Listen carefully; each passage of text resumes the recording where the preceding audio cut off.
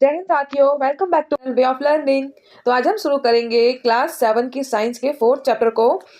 इससे पहले हमने 3 चैप्टर कंप्लीट कर लिए हैं 7 क्लास के, तो हम 4th चैप्टर आज शुरू करेंगे। तो सबसे पहले क्वेश्चन देखते हैं,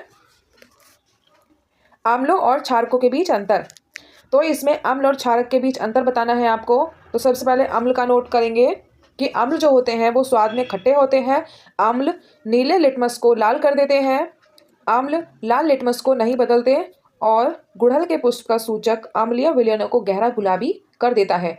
नेक्स्ट है इसमें अम्ल हल्दी का रंग नहीं बदलते। तो ये हो गया अम्ल के बारे में। अब इसमें हम क्षारक के बारे में नोट करेंगे। क्षारकों का स्वाद कड़वा होता है। क्षारक नीले लिटमस को नहीं बदलते। क्षारक लाल लिटमस को नीला कर देते हैं। गुड़हल के पुष्प का सूचक क्षारकीय विलयनों को हरा कर देता है और क्षारक हल्दी को लाल कर देते हैं। तो ये हो गया क्वेश्चन नंबर 1 का आंसर। आप इसको मेरे साथ नोट करते रहेंगे। अब हम इसमें क्वेश्चन नंबर 2 देखते हैं। क्वेश्चन नंबर 2 है, अनेक घरेलू उत्पादों जैसे खिड़की साफ करने के लिए मार्जकों आदि में अमोनिया पाया जाता है। ये लाल लिटमस को नीला कर देते हैं। इनकी प्रकृति क्या है? इनकी प्रकृति जो है वो क्षारीय है। तो इसको नोट करेंगे, अमोनिया लाल लिटमस को नीला कर देती है, इसलिए अमोनिया की प्रकृति क्षारीय है। यह हो गया क्वेश्चन नंबर 2 का आंसर। क्वेश्चन नंबर 3 देखते हैं, उस स्रोत का नाम बताइए जिससे लिटमस विलयन को प्राप्त किया जाता है। इस विलयन का उपयोग क्या है?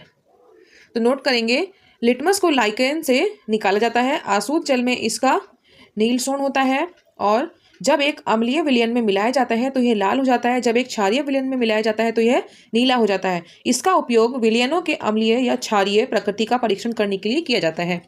तो ये हो गया क्वेश्चन नंबर 3 का आंसर, साथ में नोट करते रहेंगे। क्वेश्चन नंबर 4 देखते हैं, क्या आसूत जल अम्लीय क्षारीय उदासीन होता है? आप इसकी पुष्टि कैसे करेंगे? तो इसको भी देख लेते हैं। आसूत जल प्रकृति से उदासीन होता है जब लिटमस परीक्षण द्वारा इसे सत्यापित कर सकते हैं। आसूत जल लाल या नीले लिटमस के रंग को नहीं बदलता है। यह हो जाएगा क्वेश्चन नंबर 4 का आंसर। क्वेश्चन नंबर 5 देखते हैं।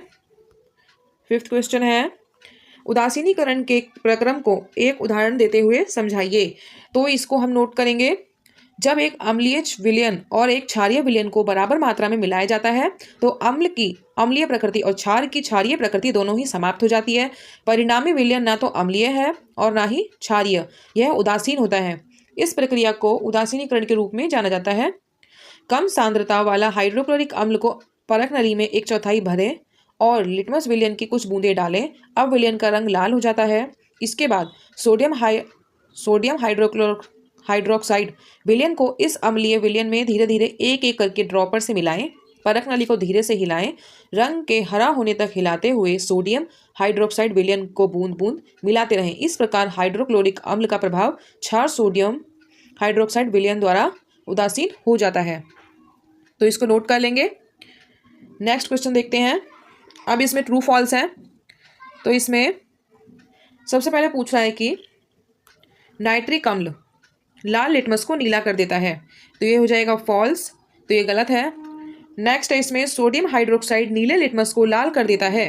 तो ये भी फॉल्स है। नेक्स्ट है इसमें सोडियम हाइड्रोक्साइड और हाइड्रोक्लोरिक अम्ल एक दूसरे को उदासीन करके लवण और जल बनाते हैं। तो ये हो जाएगा ट्रू।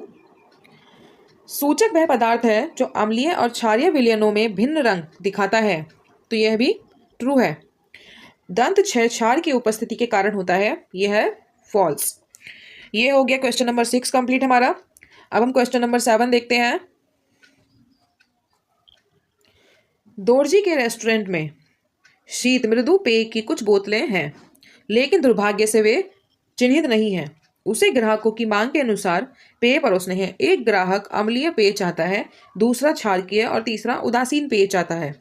दोरजी यह कैसे तय करेगा कि कौन सी वस्तु किस ग्राहक को देनी चाहिए?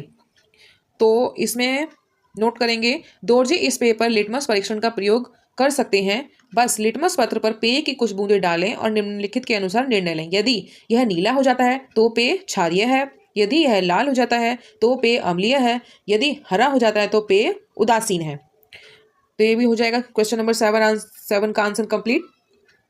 अब क्वेश्चन नंबर 8 देखते हैं। समझाइए ऐसा क्यों?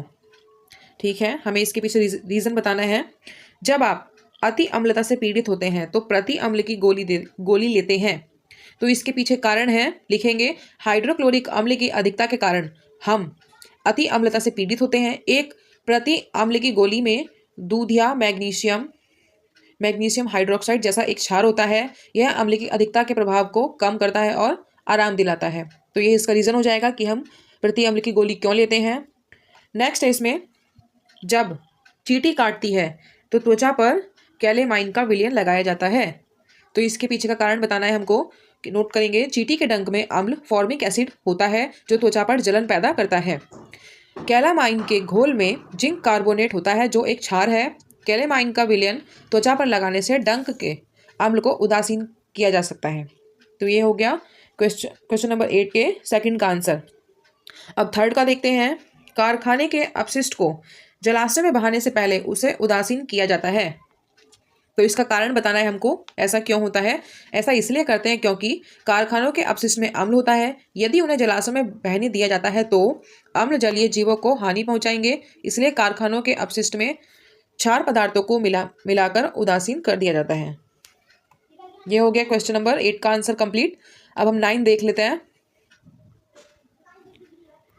आपको 3 द्रव दिए गए हैं जिनमें से एक हाइड्रोक्लोरिक अम्ल है, दूसरा सोडियम हाइड्रोक्साइड है और तीसरा शक्कर का विलयन है।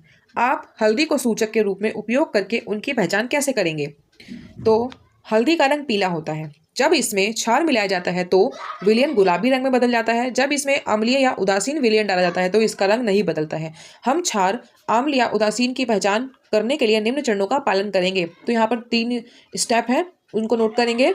प्रत्येक घोल से कुछ बूंदें लें और हल्दी के घोल से इसका परीक्षण करें। अगर घोल गुलाबी रंग में बदल जाता है तो वह घोल क्षार यानी सोडियम हाइड्रोक्साइड है। क्षार के रूप में उसको चिन्हित करें। सेकंड स्टेप है, एक परख नली में कुछ क्षार घोल लें और दूसरे घोल में डालें। जांचें कि क्या परख नली गर्म हो गई है और फिर उसमें हल्दी घोल डालें।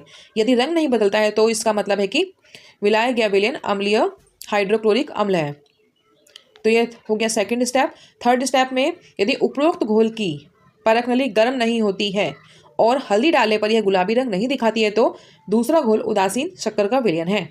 तो ये हो जाएगा क्वेश्चन नंबर 9 का आंसर। क्वेश्चन नंबर 10 देखते हैं। नीले लिटमस पत्र को एक विलयन में डुबाया गया, यह नीला ही रहता है। विलयन की प्रकृति क्या है समझाइए। यदि किसी विलयन में नीला लिटमस डूबने पर नीला ही रहता है तो इसका मतलब है कि विलयन या तो क्षार है या उदासीन। ये हो गया क्वेश्चन नंबर 10 का आंसर। अब इसमें क्वेश्चन नंबर 11 है और लास्ट क्वेश्चन है ये, इसको देख लेते हैं। निम्नलिखित वक्तव्यों को ध्यान से पढ़ें। अम्ल और क्षारक दोनों सभी सूचकों के रंगों को परिवर्तित कर देते हैं। यदि कोई सूचक अम्ल के साथ रंग परिवर्तित कर देता है तो वह क्षारक के साथ परिवर्तित नहीं करता है। यदि कोई सूचक क्षारक के साथ रंग परिवर्तित करता है तो वह अम्ल के साथ रंग परिवर्तित नहीं करता। अम्ल और क्षारक के रंग परिवर्तन सूचक के प्रकार पर निर्भर करता है। ऊपर लिखे वक्तव्यों में से कौन से वक्तव्य सही हैं। तो इसमें सिर्फ जो ये लास्ट वाला है, इसमें केवल घ ही वक्तव्य सही है, बाकी सब गलत है। ठीक है, तो ये यहाँ पर हमारा चैप्टर कंप्लीट हो गया। आपको वीडियो अच्छी लगे लाइक करें, कमेंट करें, चैनल को सब्सक्राइब करें ऐसे ही वीडियो को देखने के लिए, और अपने दोस्तों के साथ भी शेयर करें जिनके लिए वीडियो यूजफुल है। वीडियो को देखने के लिए थैंक यू।